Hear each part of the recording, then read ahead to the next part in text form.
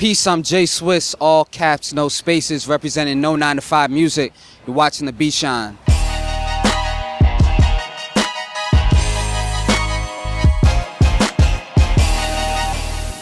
Man, my first music memories are listening to, actually an album I was just listening to not too long ago, The Roots, Do You Want More?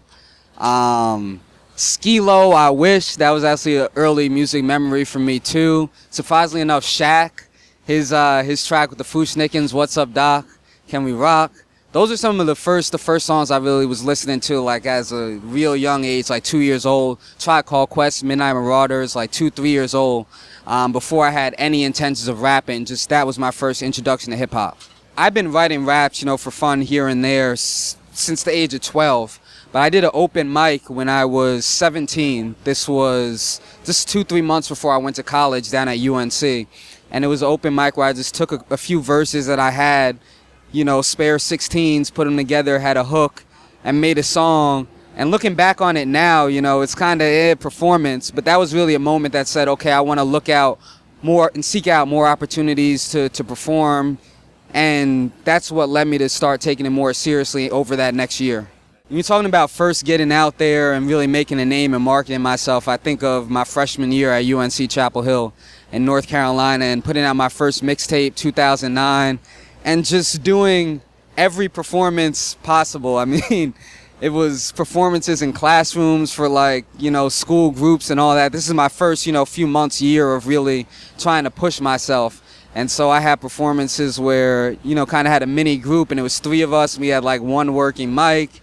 And I mean, really struggle performances, but this was just every performance gaining 2 or 3 fans, doing it as much as possible. And I really, honed my performing chops from those performances where the setup wasn't the best.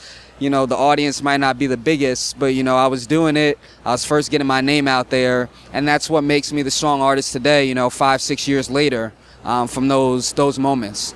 My family is actually super supportive. Like my parents are, 2 of my biggest fans, have always been.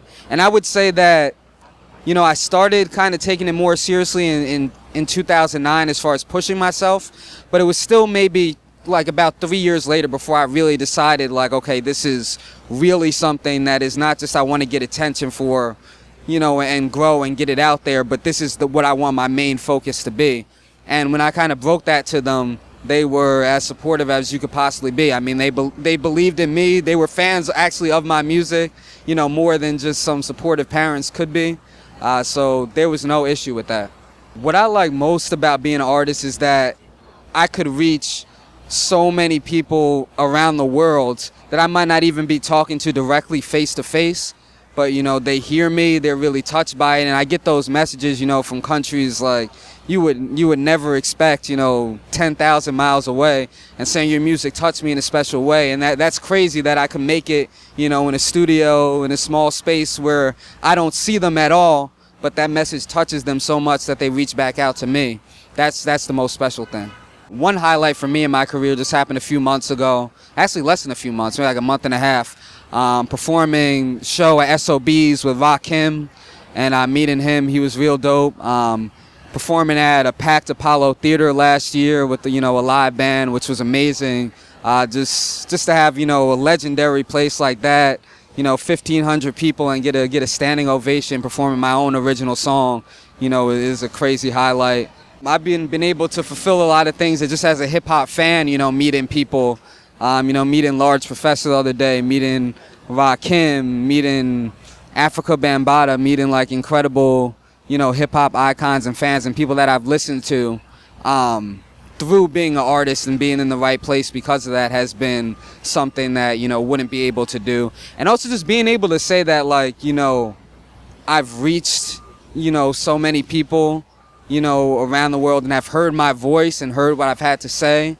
Both, just through music that they hear themselves, and then also on a stage. Most people don't have the opportunity to be on a stage in front of, 100, more than 1,000 people and have them all captivated by what they're doing. And it's crazy that I've been able to do that, especially as a naturally shy, introverted person. Coming out of my shell to be a hip-hop artist and have those experiences is crazy. I hope that the legacy that I have, which I think, I'm living out right now with my music, is that I make music that people can enjoy, they have fun with it, but there's also messages that they're truly inspired by. And I hope that when they look back on me, they could say, man, you know, I really had fun, you know, throwing his track, and we're going to jam and dance to it and sing along to it, and also be able to listen to the music and say, damn, you know, he was really saying something, you know, with his songs, with his music, with his messages, with his lyrics. And I want that to be the overall legacy.